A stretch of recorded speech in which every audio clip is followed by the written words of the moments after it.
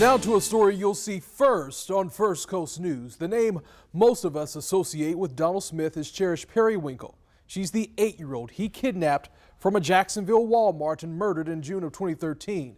Smith is now on death row for that crime, but she was hardly his first victim. That trail leads back decades.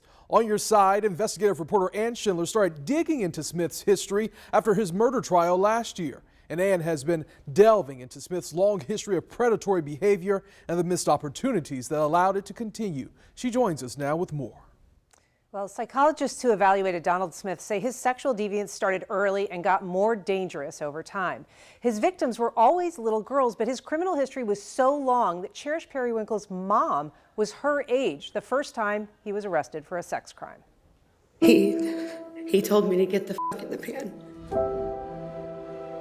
Carrie Ann Buck was just 13 when Donald Smith tried to kidnap her from her home near Windy Hill Elementary. He looked at me like he was gonna kill me. She ran to a nearby playground and hid in the tunnel of a slide. I was so afraid I was gonna fall out and he was gonna find me. The experience changed Carrie Ann's life.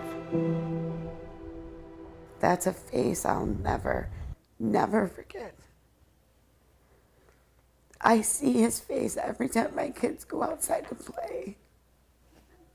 But Smith was in and out of jail before his next victim was even born. He says, "Do you wear bras?" And I said, "No, but I got some." In 2009, 17 years later, he tried to lure Christina Hand away from her grandma. They asked me if I had hair on my private, and I said no.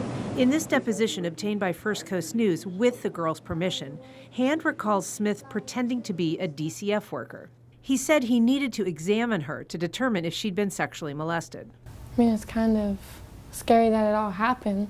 Now an adult, Christina Hand watched, stunned, when Smith was arrested 4 years later. All of it got brought back up once Cherish was killed. But I still think about, hoping he gets the death penalty and what he deserves.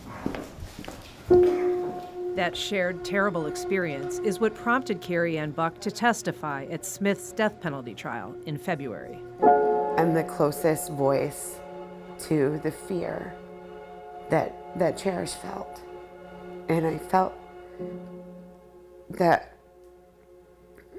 I had to be her voice today.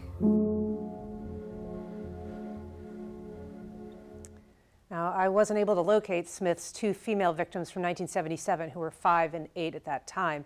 Both would be in their late 40s today. You can see our full investigation into decades of missed opportunities in this case Monday night at 11. Ann Schindler, First Coast News, on your side.